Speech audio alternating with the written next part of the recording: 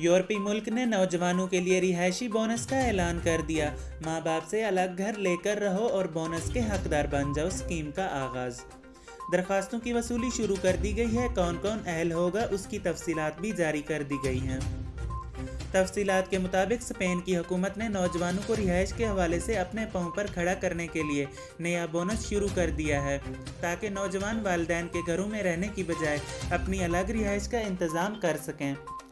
Spain youth council के मुताबिक इस वक्त 30 साल की उम्र तक के नौजवानों की 85% तादाद अपने वालिदैन के घरों में ही रहती है और सिर्फ 15% ऐसे लोग हैं जो वालिदैन के घर की बजाय अपने अलग घर में रहते हैं। इस तरह इस उम्र के हिस्पानवी शहरियों में बेरोजगारी की शरह भी 31% है, जो यूरोपीय यूनियन ममालिक में सबसे ज़्यादा है।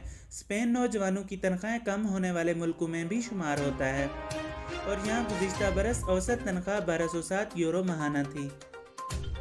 हिस्पानवी हुकूमत ने 18 से 35 बरस उम्र के अफराद के लिए नई रिहाइश बोनस का इजरा किया है, जिसके तहत हर माह 250 यूरो किराए की मद में दिए जाएंगे। ये बोनस इब्तदाई तौर पर 2 साल के लिए मंजूर किया गया है और 18 जनवरी से इसका आगाज़ हो चुका है। बोनस का अहल होने के लिए ज़रूरी होगा कि आपकी सालाना आमदन 24,318 यूरो यानी माहाना तनख्वाह 2026 यूरो से ज़्यादा ना हो। आपके पास रोज़गार होना चाहिए। आप जो मकान किराए पर लेंगे उसका किराया 600 यूरो माहाना से ज़्यादा नहीं होना चाहिए। ताहम जिन इलाकों में किराए ज़्यादा हैं वहाँ ये हद 900 यूरो से भी क्रॉस की जा सकती है। जिस मकान को किराए पर लेने के लिए आप ये बोनस लेंगे वहाँ आपको रिहाइश रखनी होगी, वो किसी और को या किसी और को किराए पर नहीं दिया जा सकता। ये शर्त पूरी करने वालों को माहाना 250 यूरो किराए की मद में हुकूमत बतौर बोनस अदा करेगी। इस बोनस से आपके दीगर बोनसेस पर कोई असर नहीं पड़ेगा और इनके लिए आप बदस्तूर अहल रहेंगे।